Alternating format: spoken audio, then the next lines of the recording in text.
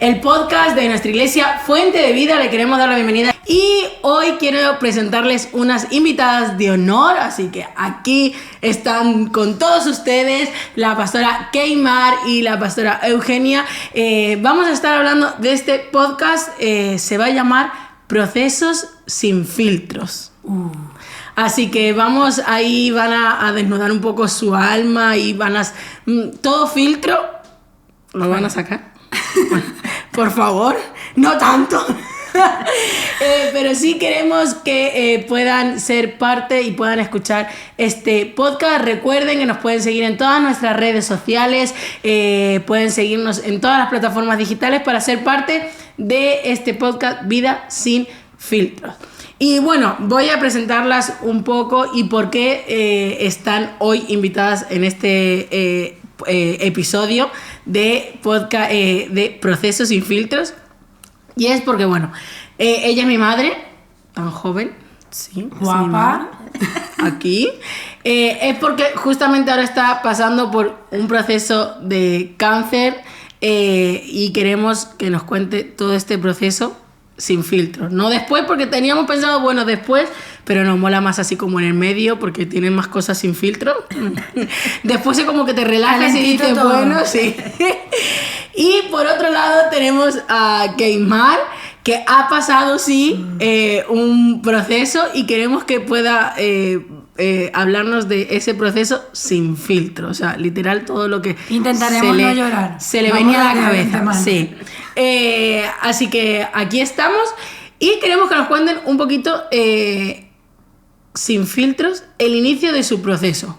O sea, cómo fue el inicio, el momento donde se vieron que inicia el proceso. O sea, cuando te dan la noticia y cuando te dan la noticia. O sea, cómo vivieron ese momento sin filtros. Bueno, nada, yo creo que es que los procesos siempre son complicados y me encanta algo, y fue una palabra que justamente Eli, mi esposo, dio el domingo y hablaba de esperar y hablaba de que en los procesos necesitamos esperar y qué difícil es ser pacientes. La pastora ahora mismo está viviendo un proceso donde ella está siendo una paciente, porque estamos hablando de médicos, estamos hablando de un proceso de todo lo que conlleva una enfermedad y tienes que ser paciente porque el mismo, cuando vamos al médico, ¿qué somos? Paciente. Unos pacientes. En mi proceso, que fue la pérdida de mi primer bebé, Kael Isaac, me tocó ser paciente, porque yo estaba en todo ese proceso en una sala de espera, valga la redundancia, esperando con mucha fe el mejor resultado, porque yo creo que nadie en el proceso se imagina ni quiere esperar lo peor, sino que siempre vamos con una mente positiva, con una fe inconmovible de querer que Dios haga lo que nosotros deseamos. Pero pues sucede muchas veces que no obtenemos eso que nosotros deseamos, porque la voluntad de Dios no se rige a lo que nosotros querramos, sino que su voluntad es y pura. O sea, no cambia con nosotros, no cambia porque deseemos más algo, no cambia porque yo llore más, no cambia. Y que tú me preguntabas que cómo me veía al principio, fatal, o sea, fatal. Yo creo que al principio me costó demasiado asimilar en lo que me encontraba. Siempre he sido una persona muy fuerte, pero que en ese momento como que sentía que ante el mundo estaba teniendo como un filtro, por así decirlo, de que sí, yo puedo con esto, pero por dentro estaba deshecha totalmente. O sea, no hallaba dentro de mí, por decir algo, la esperanza de salir o ver la luz al final del túnel. Sí es verdad que durante ese proceso, y bueno, fue cuando justamente lo conocí así mucho más, muchas personas nos ayudaron, nos tendieron la mano y fueron de aliento, pero en ese instante creo que nuestra relación con Dios se hizo aún más fuerte. Sí es cierto que cuando vivimos los procesos, como que empezamos a orar más con ímpetu, porque decimos, nadie me va a sacar de esto, solamente Dios. Y yo decía, Señor, solo tú puedes hacerlo, solo tú puedes hacerlo. Y era como que yo estaba mega aferrada, no salía del hospital. Estaba internada literalmente. Recuerdo Diana, una muy buena amiga, madrina de Kael, me decía, pero es que tienes que salir, tienes que ir a casa a bañarte. Yo, no, es que no puedo pensar en más nada. O sea, pensar en bañarme, lo que me conocen saben cómo soy con ese tema de la limpieza, y era que no podía pensar en nada más, porque mi vida estaba girando en torno a ese proceso. O sea, me bloqueé tanto que no podía pensar ni en mí. Pero sé que en el camino y en el hablar con Dios, en el aferrarnos él y yo, porque yo no sé si he contado esto en otros episodios que hemos tenido en otros podcasts, sobre el tiempo que tuvimos en una habitación que nos cedieron, que eso nunca lo hacen, y nos cedieron una habitación privada donde había sofá y todo ello, y era allí como nuestro altar. Allí íbamos cada vez que sentíamos que no podíamos más, salíamos a compartir con la familia, con los amigos que siempre estuvieron presentes, pero allí era como que mi refugio, era como que yo entraba sin filtro y decía, ¿sabes qué, Señor? No puedo más, siento que no puedo, siento que cada noticia que me da es peor, siento que creo que veo un poquito de luz y es como que viene todo y nuevamente me tumba esa esperanza. Era horrible. ¿Cuál fue la primera noticia que recibiste que sientes que se te cayó el mundo? Porque bueno, tú entraste, devolviendo el bebé, sí. Sí, un poquito de fiebre, como normal. Todos los papás que entran normal para que le den paracetamol, no darse para tu casa. Sí. O sea, ¿cuál fue la primera noticia que te derrumbó? Cuando lo vi convulsionar, porque es que fue algo que yo no me esperaba, incluso yo ni reaccioné. O sea, yo estaba en estado de shock en ese instante, y cuando yo lo vi convulsionar y llegó la enfermera, llamaron a los pediatras, toda una revolución, y la pediatra me dice, lo tenemos que trasladar ya en la suma. Fue como que yo no sabía qué hacer. O sea, por mi mente todo pasaba como una película y yo no me la creía. O sea, yo decía, no puede ser. O sea, era una negación en mi mente, pero yo no hablaba, yo estaba así. Recuerdo que mi mamá estaba conmigo y mi mamá, todo lo contrario a mí, ella revolucionó la habitación, claro, desesperada, y yo no podía hacer nada. La doctora me preguntaba cosas y yo no sabía qué responder. O sea, estaba en shock. Cuando nos sacan de la habitación, porque ya lo van a trasladar, me acuerdo que la doctora me dice, yo iba con mi hijo, como tu mamá. La doctora me dice, no, ya va, tú no puedes ir allí. Ahí fue como que, ¡pum!, me tumbaron a la realidad. Y yo ahí fue que reaccioné. Y yo como que, ¿cómo que no puedo ir? No puede ir nadie porque es que es de mucho riesgo, él está en un estado crítico, no puede ir ningún familiar porque si tenemos que intervenir, ¿sabes? Como que un familiar puede entorpecer la situación. Y yo, pero ¿y cómo yo no voy a ir? Era un bebé, o sea, tenía 3 meses. Yo decía, es que no me lo pueden quitar así, no pueden.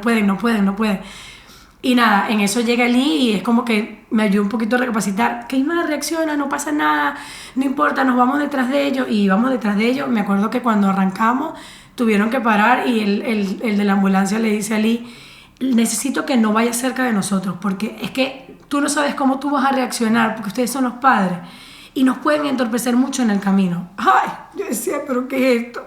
Esto es una película de terror. Era horrible. Y nada, ahí pues empezó la travesía, duramos en todo ese proceso aproximadamente 18 días. Fue muy difícil, pero yo recuerdo, o sea, que yo veía a él y era como que, o sea, él tan pleno, perfecto, seguía creciendo, o sea, era una cosa inexplicable. Ahora que tengo a Adriel es como que, Dios mío santo, tiene 2 mesecitos Adriel. Y yo digo, es que es tan hermoso esa etapa de cuando son bebés, que verlo ahí era para mí lo peor, pero como que verlo tranquilo me daba un poco de paz. Era como que yo decía, yo sé que tú estás aquí, Dios. Y mira, su habitación, me acuerdo que había una luz, que no era una luz normal, natural, era una luz resplandeciente, o sea, era algo sobrenatural. Y todos los médicos cuando entraban a la habitación siempre nos decían como que, pero es que se respira como una paz a pesar de todo. Y recuerdo que su doctora, Gemma, que nunca la voy a olvidar porque con todo lo difícil que es un proceso de enfermedad y más cuando se trata de un bebé, ella entre sus conocimientos sé y sentí en todo momento que ella trató de ser muy empática con nosotros, pero ella siempre nos hacía una pregunta así como que, ¿ustedes no quieren un psicólogo? Y yo una vez en una reunión, porque nos llevaban a la sala de conferencia, en una reunión yo le digo, pero es que yo no estoy loca, o sea, yo no estoy loca, lo que pasa es que yo entiendo que tú me ves y tú nos ves que estamos aferrados a que Dios puede hacerlo. Pero es que yo en ningún momento dudé que Dios no podía hacerlo. Que no lo hizo, porque no le plació, y lo entiendo ahora, casi 5 años después. Vale, pero, o sea, yo sé que Él puede hacerlo si Él desea. Y esa era mi fe inquebrantable hasta lo último. O sea, hasta lo último, pastora, que yo me acuerdo que yo solo comenté a Eli y a Jessie, que estaba conmigo, mi cuñada, y cuando fallece Kael, que pues nos tocó afrontar ese proceso que fue muy difícil aceptarlo, no saber que ya no lo iba a tener, o sea, porque ya no lo iba a tener. Yo me acuerdo que yo salí del hospital caminando y yo miraba la pared y yo decía, pero es que hasta tú puedes pararlo, o sea, tú puedes despertarlo. Que murió, tú puedes despertarlo, o sea, yo estaba, o sea, convencida. Y sí es verdad que luego empecé con muchísimas preguntas y señalamientos a Dios. Yo creo que nadie que vive un proceso se puede quedar como que de brazos cruzados y decir, ¿sabes qué? Dios, tú eres Dios, y no. Empecé con mis preguntas, con mis dudas, con mi confrontamiento. Pero sí es verdad que aún, tú me preguntas ahora y yo diría, es que Dios, si Él le hubiese placido, fácilmente lo hubiese levantado. Que no fue el plan de Dios, y lo entiendo que no ha sido porque no pasó. Y sé que Kael en su tiempo cumplió su propósito, nos cambió completamente, no solo a nosotros, sino que yo siento que cambió el entorno en muchos aspectos, en muchas personas. Su proceso habló, pero sigo convencida de que Dios hace milagros, de que Dios sana, de que Dios restaura, de que Dios es Dios. Y nada lo cambia. Estoy intentando no llorar. ¿Qué se te pasó por la cabeza cuando recibiste la noticia? Sin filtro. Bueno, fue difícil porque todavía no había terminado un proceso. Estaba queriendo entender uno de los procesos.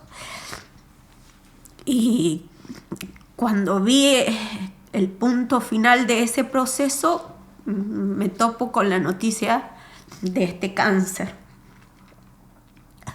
Siempre recordé en el 2017, tenía un tanto deseo de ir a buscar a Dios. Siempre me gustó buscar de Dios, orar. Y Dios me dijo, quiero que te vayas, ores, que me busques. Y fue ese en el año... pasó tan rápido. 2017. Y salí, me fui a un apartado, a una casa de una familia muy amiga, y me fui a buscar a Dios. Me fui a buscar su presencia, a buscar que Él me hablara. Y en ese buscar, recuerdo que Dios me mostró en una visión, eran como si fuesen 2 hojas, ¿no? Cuando uno dibuja. En la primera hoja vi un mar y pies, unos pies caminar. Recuerdo tan clarito la ropa blanca que uno se usa en el mar, ¿no? Y los pies de alguien. Y cuando vi eso, más abajo, vi a mi esposo anciano con otra mujer al lado y gente, pero en el templo nuevo. Entonces en ese momento él levantó su cabeza como mirando a esa parte de los pies, y ahí entendí que como que él estaba recordándome. Entonces yo entendí que Dios me decía, yo te doy 9 años. 9 años para que vivas.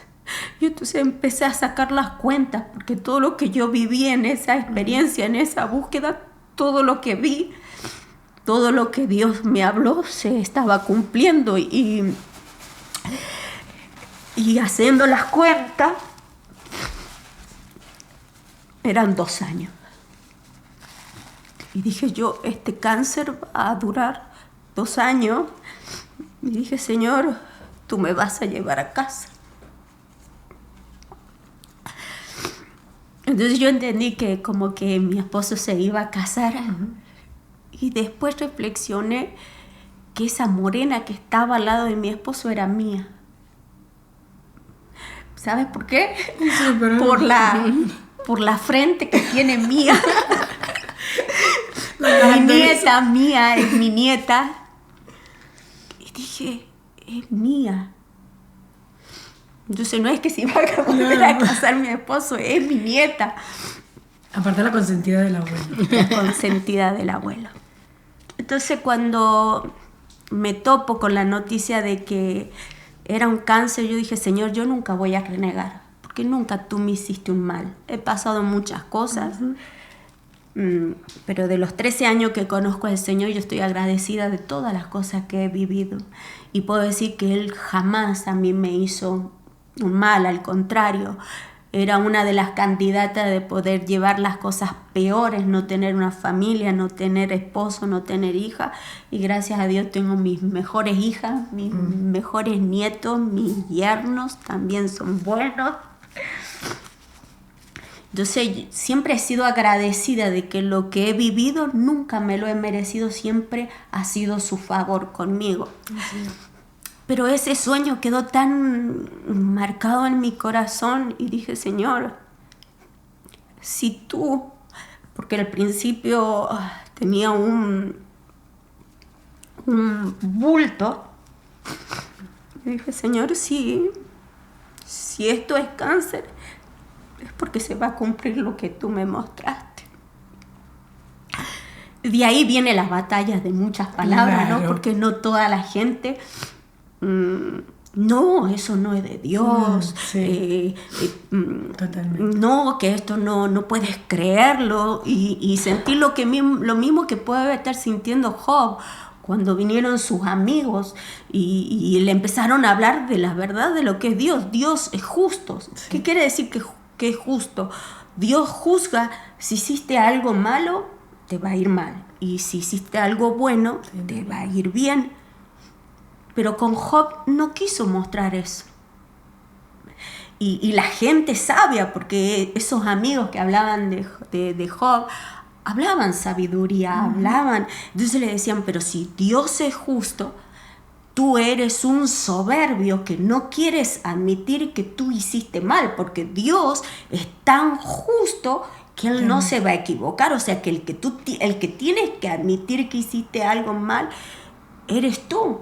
Y Job se topó con esos tres amigos frente a esa sabiduría, ese entendimiento y a la misma vez el querer escuchar verdaderamente la voz de Dios y decir, Señor, ¿qué es lo que quieres? Porque no entiendo qué es lo que pasa, no entiendo.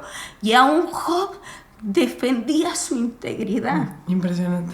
La defendía, pero ¿qué es lo que hice?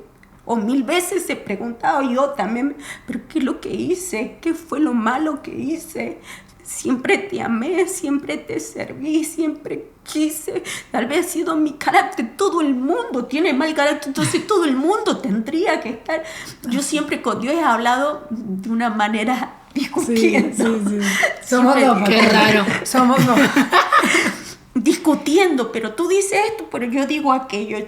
Y siempre Dios ha tenido tanta misericordia que hemos sabido hablar de esa manera. Él me contestaba de esa manera. Y puedo decir de que Dios nunca se quedó en silencio, siempre me habló, siempre me dijo las cosas tanto buenas o malas. Y de hace mucho tiempo Él vino ese proceso de sueños cuando tú no entiendes. Palabras cuando tú no entiendes, mensajes que he recibido. Uno de los que más me impactó fue uno de las últimas reuniones de liderazgo, la debilidad, cuando Dios se hace fuerte en la debilidad. Y me empezó a hablar sobre Pablo, qué diferencia había de un hombre íntegro, un hombre lleno de Dios, pero cuando tuvo que juzgar un caso, él mismo, un siervo de Dios, lo entregó a esa persona a la mano de Satanás. ¿Cómo se puede entender que un siervo de Dios haga? Pues quiero decirte que los siervos de Dios también nos equivocamos, hacemos malos juicios, como estos 3 amigos de Job. Hablaban hermoso, hablaban muy bien, queriéndolo hacer entender. Muchos te quieren hacer entender, te topan con, dices, eres orgulloso, algo malo has hecho, o esa condenación que por qué lo que te vino es malo, es porque algo malo, pero nadie te habla de ese Dios desconocido que nadie conoce. Sí, y pastora, usted está hablando de eso y algo que yo comentaba justamente en una de las satelitales en Vallecas, donde estamos y los esperamos, era de la soberanía de Dios. A mí me ayudó muchísimo en mi postproceso entender que, o sea, no somos nada. No somos nada, no somos nada. Y usted hablaba de Job y ha sido un hombre que, bueno, para mí ha sido pilar fundamental. Job, vamos a llamar. Casi, no, mi amor. Pero ha sido un pilar porque es un hombre que nos muestra que a pesar del proceso se mantiene íntegro en la fe, y eso es lo que tenemos que hacer, aunque cueste tanto. Pero yo considero que a mí me ayudó muchísimo es ver en el proceso y entender que yo no era nada y que Dios es soberano, y que aunque yo quisiera muchísimas cosas, Él me lo daba todo. Entonces yo pensaba, yo decía, tú me diste a caer, o sea, no existía, ni en mi mente, no existía, y me lo diste, lo conocí, o sea, mi hijo era perfecto.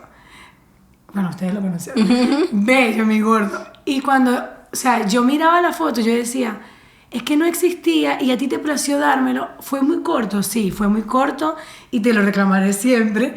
Pero entiendo que así mismo como me lo diste, tú mismo te lo llevaste, tú sabrás por qué. O sea, quiero entender que yo simplemente soy instrumento tuyo. Me lo entregaste a mí, él cumplió el propósito que tenía que cumplir. Tú en tu soberanía decidiste llevárselo. Y eso mismo entiendo en todos los procesos, y lo que usted está hablando, de que no entendemos. No mil y un interrogantes, pero ahí entra la soberanía. Una de vez Dios. leí en un libro que es ¿Por qué se hacen los dogmas? Y había el que escribía este libro era un hombre que amaba a Dios, y él dijo, bueno, yo quiero estudiar para sacerdote. Luego él tiene un encuentro con Dios. No se define ni con uno o con otro, pero conoce a Dios. Y entonces él le explicaba, ¿sabes lo que pasa con un dogma?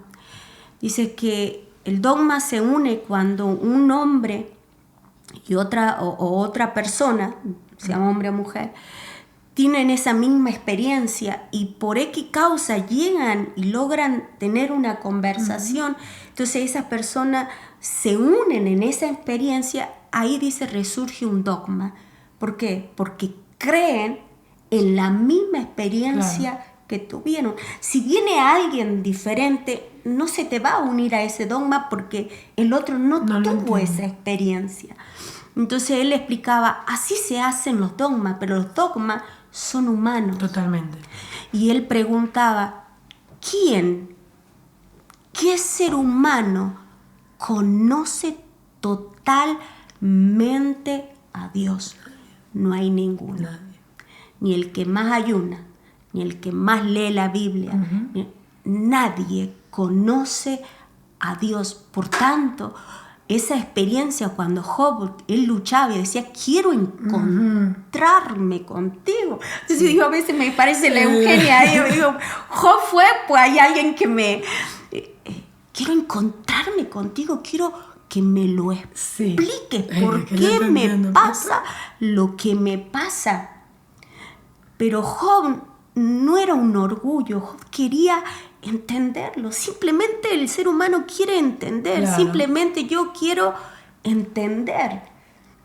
Cuando Dios se presenta a Job, le empieza a hablar del cielo, de las estrellas, de cosas que solamente algunos pocos que pueden ir a la NASA tienen experiencias de salir y ver las estrellas, tantas cosas que yo no me alcanza el lenguaje de describir, que hay más allá de lo que yo veo.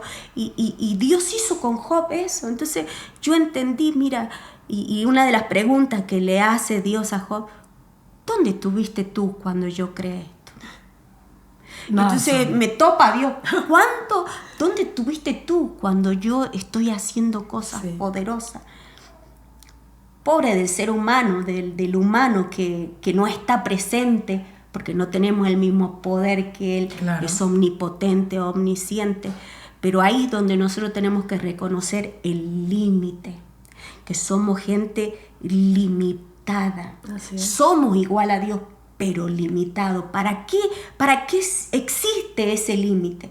Para que el ser humano reconozca que hay alguien que no tiene límite. Y a veces estos procesos te lo podrán ayudar. A algunos sé que le ayudó, hay otros que quedaron enojados con Dios, maldijeron a Dios, se alejaron de Dios. Pero esas cosas yo lo tengo bien claro, que yo no quiero que esto a mí me aleje. Al contrario, el domingo fue uno de los días más duros para mí físicamente, emocionalmente. Pero yo le decía a mi esposo, amor, llévame a la iglesia, aunque sea en un rinconcito. Si la gente no me tiene que ver, pero yo necesito ir a la iglesia, yo necesito escuchar a la iglesia adorar. Yo necesito escuchar la alabanza, yo necesito estar ahí. Aunque cúbreme, que nadie me vea, porque no quiero que nadie tenga lástima, porque sé que nadie me va a poder entender. Todos me van a querer cubrir, pero yo agradezco, pero yo necesito escuchar a la iglesia alabar a mi Dios, porque eso me da fuerza a mí. Es lo que yo necesito, es lo que es el pilar. Si hay alguien más que abrazo, es saber que si yo te veo adorar al Dios que yo adoro, eso a mí me ayuda, que no está matando la fe de nadie.